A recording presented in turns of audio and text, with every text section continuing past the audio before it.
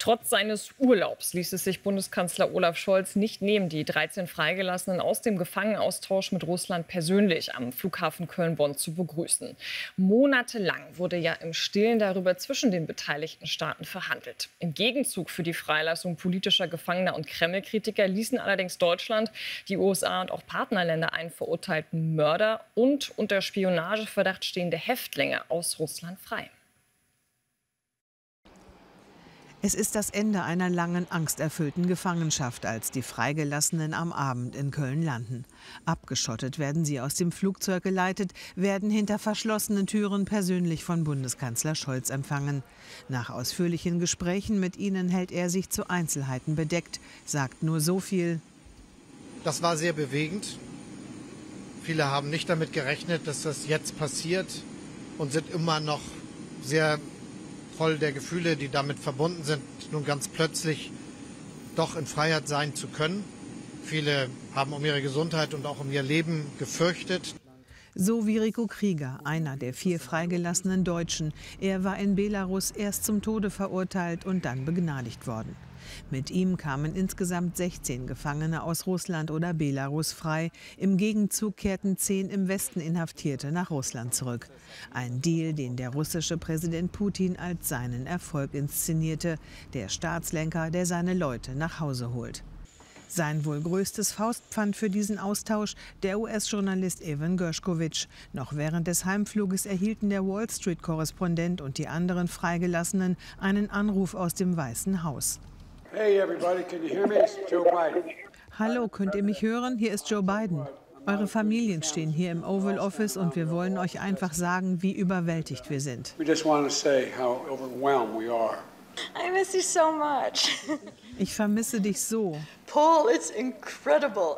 Paul, es ist unglaublich. Die ganze Familie erwartet dich.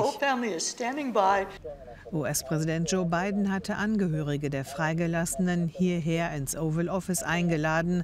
Auch dieses Treffen öffentlichkeitswirksam in Szene gesetzt.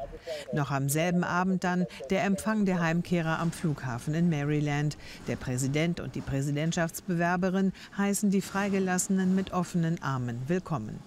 In New York verkündet ein Laufband endlich frei. Und als in der Redaktion des Wall Street Journals die Nachricht ankommt, dass Gershkovich freigelassen wird, brechen seine Kollegen in Jubel aus.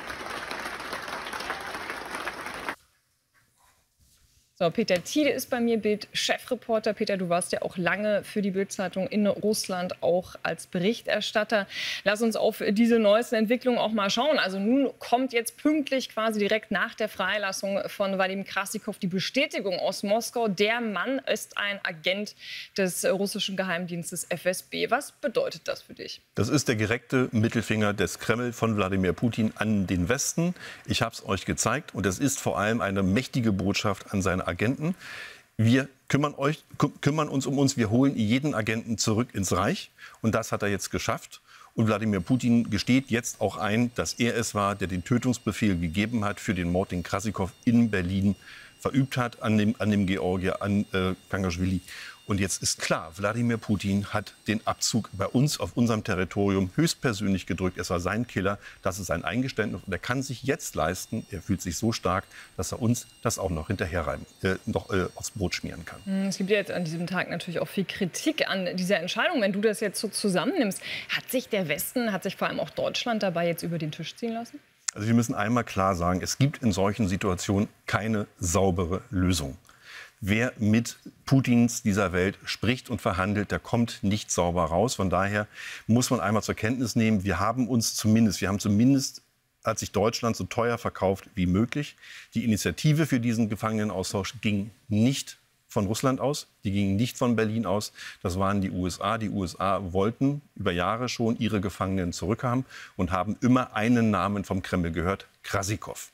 Die wollten ihren Mörder zurückhaben, ihren Agenten zurückhaben. Und dann haben sich die USA irgendwann im Jahr 22 an die Deutschen gewandt und haben gesagt, Leute, könnt ihr euch das vorstellen? Und da hatte man dann ein Paket geschnürt und hat gesagt, wenn überhaupt. Man hat sich wirklich lange gesträubt. Die Außenministerin Frau Baerbock war bis zum Ende wohl dagegen, hat sich dann breitschlagen lassen, weil das Paket groß genug war und weil es halt auch Leben rettet.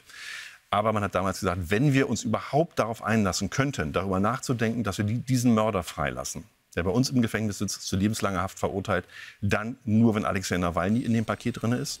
Der ist dann gestorben, dann hat man ein neues Paket Moskau angeboten, die USA und Deutschland gemeinsam mit allen Deutschen, die damals im Gefängnis saßen, drin und mit allen Leuten aus dem Team Nawalny, die damals schon im Russenknast saßen. Und man hat sich zumindest teuer verkauft, aber sicherer ist die Welt für Deutsche im Ausland auf keinen Fall geworden. Denn die Drohung, die steht weiter im Raum. Wir machen alles und kriegen auch alles irgendwie am Ende dann gelöst. Und gerade auch die Personalie Nawalny, wie schaust du darauf? Weil es ist ja auch so ein bisschen, daran hing es, das war ja, glaube ich, auch eine der Bedingungen von Olaf Scholz, überhaupt zuzustimmen, Krassikow dafür im Gegenzug dann freizulassen. Und jetzt trotzdem dieser Deal? Ja, also wenn man einmal angefangen hat, mit Russland darüber zu reden, wenn man einmal gesagt hat, wir denken darüber nach, wir machen ein Paket und da ist Nawalny drin, dann stirbt Nawalny, dann hat man es durchgezogen. Man muss dann sagen, das ist dann eiskalte Politik. Man kann das kritisieren, ich kritisiere das auch, man kann das aber auch aus einer anderen Richtung betrachten, das akzeptiere ich auch, dass man sagt, wir retten zum Beispiel Kara-Murza, der hätte kein Jahr mehr im Gefängnis überlebt, schwerkranker Oppositioneller. Wir retten dann zumindest die 4 Leute aus dem Team Nawalny, darunter sind auch junge Leute, die in russischen Knästen sitzen. Dann holen wir zumindest die raus. Wir machen das so teuer wie möglich für den Kreml. Aber wie gesagt, gestern hat sich Medvedev, der Ex-Präsident und die rechte Hand von Wladimir Putin, ja geäußert und hat klargemacht, niemand von den Leuten, die wir jetzt rausgeholt haben, wird in seinem Leben noch sicher sein. Jeder muss sich immer umdrehen und hinter sich schauen, ob dann nicht doch ein neuer Krassikow kommt und ihn umbringt. Medvedev hat den Leuten hinterher gebrüllt gestern, sie mögen sich einen neuen Namen zu legen und in ein Zeugenschutzprogramm geben, weil man sie erwischen wird. Und das ist die schlimme Botschaft dieses Tages und dieses Austausches. Wladimir Putin kann jetzt einfach neue Agenten losschicken. Die sind jetzt auch bereit, weil sie sehen, sie werden zurückgeholt. Er kann neue Mörder in den Westen schicken. Wir sind nicht sicher. Und er wird sie wieder zurückholen. Hast du ja auch dort berichtet in Russland. Ich meine, Ewan Gershkovich ist ja auch ein Journalist jetzt in Freiheit gekommen, der ja auch wegen seiner Arbeit dort im Knast auch gesessen hat, eine lange Haftstrafe verbüßt hat. Würdest du zum jetzigen Zeitpunkt noch nach Russland reisen? Also ich habe noch eine Einreisesperre, die geht bis Ende März nächsten Jahres. Und ich hatte jetzt immer noch überlegt, ob ich mich dann bemühen werde, ein neues Visum zu bekommen. Für mich steht fest, ich kann, solange Wladimir Putin und seine Bande im Kreml ist, weder nach Belarus noch nach Russland oder in bestimmte mit denen verbundene Länder reisen. Für mich war es das. Und viele andere Kollegen müssen sich das jetzt wirklich genau überlegen, auch Kollegen, die da sind.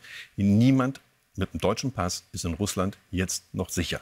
Wir waren das vorher nicht, aber das Risiko ist jetzt noch mal gewachsen. Wir haben der Welt gezeigt, wir sind zur Not auch erpressbar.